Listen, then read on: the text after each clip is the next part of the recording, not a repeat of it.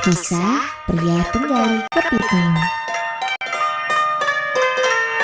Diceritakan ada sepasang suami istri yang mempunyai anak berusia 12 tahun. Namun sang ibu telah meninggal dunia. Ayahnya bekerja sebagai pedagang. Mereka selalu berdagang bersama.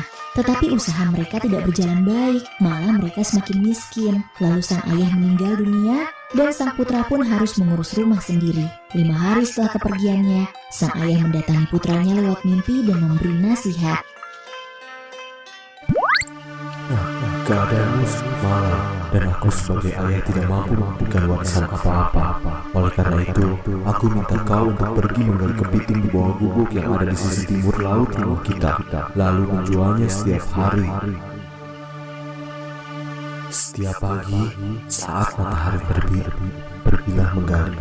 Jangan sampai kau melewatkannya.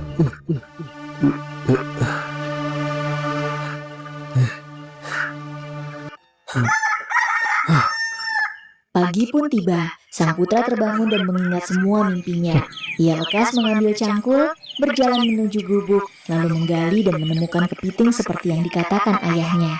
Lalu dia membawa kepiting itu untuk dijual di pasar. Paman, Bibi, ayo beli kepiting saya. Semuanya masih segar. Ayo beli. Hei, bagaimana cara menjual itu? Aku juga ingin membelinya. Aku akan membeli beberapa untuk keponakanku. Dia pun mendapatkan uang lalu kembali pulang. Setiap pagi, hal yang sama ia lakukan. Menangkap kepiting, menjualnya di pasar, lalu pulang ke rumah. Paman, Bibi, ayo beli saya. Kayaknya setelah berjualan, ia pun pulang ke rumah. Di sebuah desa, terdapat keluarga yang memiliki banyak anak perempuan. Semuanya sudah menikah, kecuali si bungsu yang bernama Neangpov. Dia adalah orang yang selalu menolak orang tuanya yang kaya ketika ingin menjodohkannya. Di lain hal, sang pria itu terus melakukan hal yang sama, yaitu menggali dan menjual kepiting di pasar. Suatu hari, Neangpov yang melihat pria tersebut bertanya, "Hei kamu, mau bawa kepiting itu kemana?"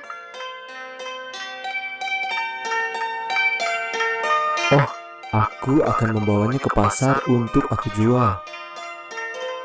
Kalau begitu bolehkah aku membeli semua kepiting itu? Dengan senang hati. Jika begitu, aku tidak perlu repot-repot menjualnya di pasar. Kemudian semua kepiting itu pun dibeli Neangpov. Mulai sekarang, kalau kau menangkap kepiting, kau tidak perlu menjualnya di pasar. Kau bisa jual semuanya padaku. Jadi mulai besok dan seterusnya, semua kepitingku akan kau beli. Terima kasih, Nona. Neangpov jatuh cinta pada pria tersebut, namun dia tak mengenalnya, dan pria itu pun membawa uang hasil jualannya ke rumah.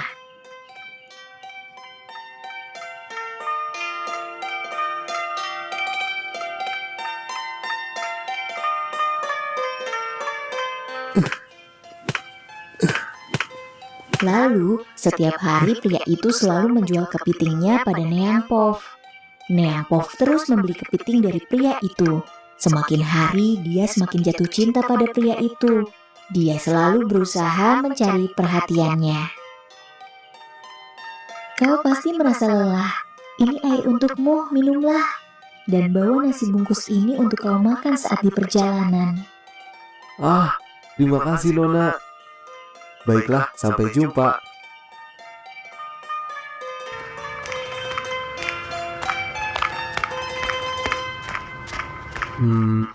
Jika aku lihat dari perilakunya, sepertinya itu mencintaiku. Benar ya, dia mencintaiku.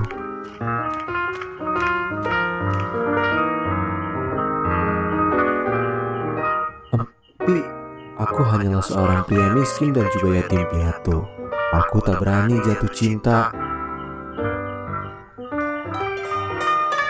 Salah satu kakak perempuannya melihat perilaku sang gadis kepada sang pria. Kemudian dia melaporkan hal tersebut kepada orang tuanya yang kaya raya.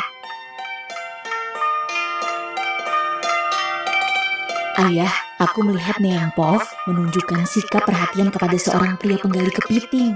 Pria itu selalu menjual dagangannya di pasar ya. Dan dia selalu membeli semua dagangannya. Sepertinya dia mencintai pria tersebut. Aku tidak tahu cara memberitahunya, tapi dia tetap bersikeras dan malah terus membeli dagangannya. Ketika mendengar hal itu, orang tuanya sangat marah. Dia lekas memanggil Neang Pov lalu menasehatinya. Putriku, kenapa kau sangat keras kepala? Aku selalu membawakan calon pasangan yang kaya raya untukmu, namun kau selalu menolak. Kau malah menyukai seorang penjual kepiting yang miskin. Buatku kecewa. Keluar dari rumahku sekarang. Tinggallah dengan pria miskin itu. Aku tidak ingin kau ada di sini, bahkan menginjakan kaki di desa ini. Mulai sekarang, kau bukan lagi putriku. Oh, suamiku, tolong maafkan dia. Sang ibu sangat sedih dan tak ingin berpisah dengan putrinya. Lalu diam-diam, dia membekali putrinya barang-barang yang berharga. Bawa ini sayang. Ada beberapa barang berharga untukmu agar kau tak kesulitan. Dan jaga dirimu baik-baik ya. Maafkan ibu. Selamat tinggal, Bu. Saat keadaan sudah membaik, aku akan datang untuk menemuimu lagi. Lalu gadis itu berdoa agar ibunya tetap dalam keadaan baik. Dia pun lekas pergi ke rumah sang pria dan menceritakan semua hal yang terjadi padanya. Pria itu mendengarkan dan merasa kasihan kepada Neang Pov. Aku hanyalah seorang pria miskin dan yatim piatu. Oleh karena itu, aku tidak bisa hidup bersamamu. Aku khawatir ayahmu yang kaya itu akan membunuhku. Aku tidak ingin kembali.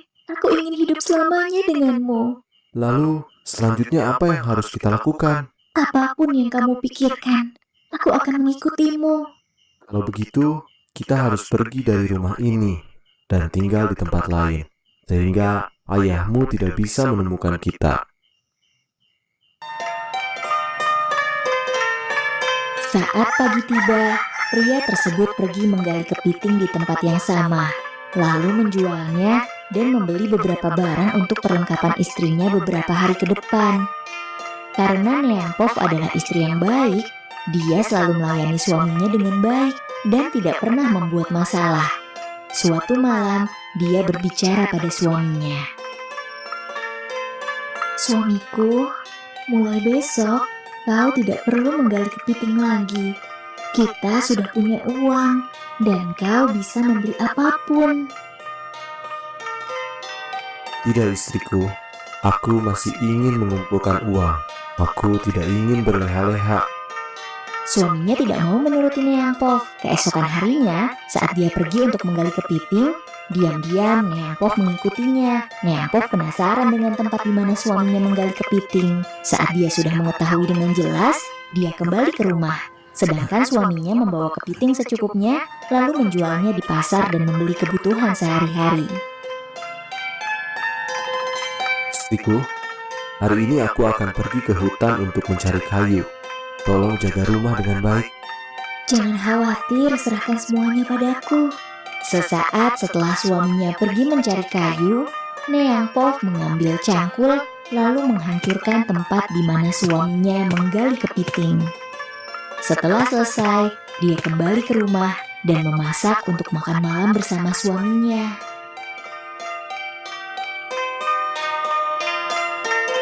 Keesokan paginya, saat sang suami akan menggali kepiting, Tempatnya sudah dihancurkan. Mungkin ada seseorang datang ke sini. Ada cangkang kepiting besar. Ya aneh, bersih dan juga kering. Mungkin sudah lama dijemur. dia membawa cangkang kepiting itu dan menyimpannya di bawah rumah tanpa memberitahu istrinya. Neang Pov menjatuhkan 2 keping uang besar ke bawah. Uang tersebut jatuh tepat di cangkang kepiting, dan dia tidak memberitahu suaminya.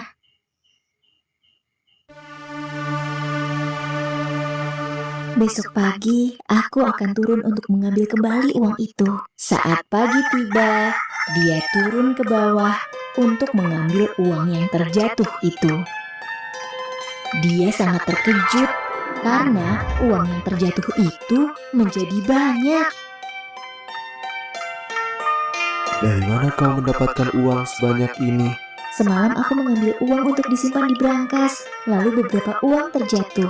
Aku tidak langsung mengambilnya, kupikir tidak akan ada orang yang tahu. Lagi pula jarak rumah kita sangat jauh dari orang lain, dan aku memutuskan untuk mengambilnya besok.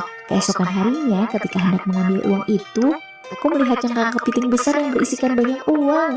Oleh karena itu, aku ingin menunjukkannya padamu. Aku sangat senang kita mendapatkan uang sebanyak ini.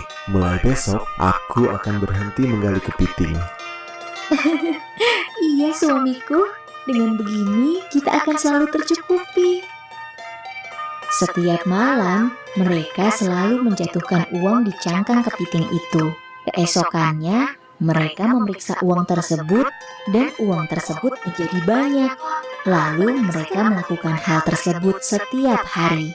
Jika mereka menjatuhkan uang, mereka akan mendapatkan banyak uang di keesokan harinya.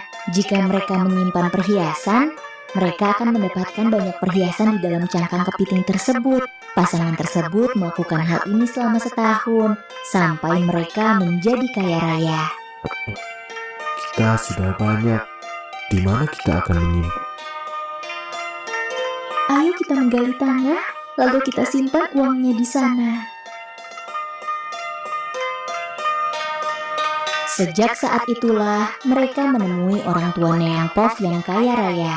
Dan ketika tiba, kakak perempuannya lekas memarahi Neang Pov. Untuk apa kau kesini bersama suamimu yang miskin itu? Bukankah kau tahu bahwa ayah sudah tak mau lagi menganggapmu sebagai putrinya? Bahkan kau tidak diizinkan untuk menginjakan kaki di desa ini. Cepat pergi! Kakak, tolong jangan membenciku. Aku kesini ingin menengok ayah dan ibu. Lagi pula, aku tidak bermaksud untuk meminta apapun. Aku juga tidak menginginkan kekayaanmu. Harta kami pun sudah banyak melebihi harta kekayaan yang kau miliki. Sombong sekali. Aku tidak percaya. Itu semua benar. Apa kau ingin bertaruh? Baik, apa taruhannya? Silahkan hitung semua kekayaanku. Tapi kau harus menghitungnya dalam waktu sehari. Jika berhasil, aku akan membagikan harta itu padamu. Tapi aku tak yakin kau bisa menyelesaikannya. Butuh waktu 2 atau lebih dari 3 hari. Kau tidak akan mampu menghitung semuanya. Baik, aku setuju. Jika kau berbohong, aku akan membunuhmu. Silahkan, kau bisa membuktikannya. Setelah itu, saudaranya menghitung semua kekayaan Neang Pov dari pagi hingga sore. Namun mereka tak kunjung usai. Pada akhirnya mereka pulang dan memberitahu orang tuanya. Neang Pov mengatakan kepada kami bahwa kekayaannya melimpah.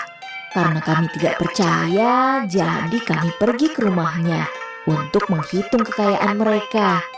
Dia mengatakan jika kita bisa menghitungnya dalam sehari, dia akan membagikan kekayaannya kepada kami. Dan kami mencoba menghitungnya dari pagi hingga sore. Namun, kami tidak bisa menghitung semuanya. Jadi, kami datang ke sini untuk memberitahu ayah dan ibu. Dari mana mereka mendapatkan kekayaan sebanyak itu? Detektor, cepat selidiki asal-usul harta mereka. Baik, Tuan. Lalu detektor tersebut memeriksa asal-usul dan kebenaran tentang harta itu. Setelah mendapat informasi, mereka kembali ke rumah ayah Neang Pov dan menceritakan semuanya. Sang ayah bahagia mendengar hal itu, lalu memerintahkan pelayan untuk memanggil anak dan menantunya. Anakku sayang, kembalilah untuk tinggal bersama kami lagi. Sang ayah pun menyiapkan banyak gerobak sapi dan kerbau untuk membawa harta kekayaan Neang Pov ke rumah. Setelah ayahnya meninggal dunia, Neang Pov dan suaminya menjadi orang terkaya di desa sesudah ayahnya.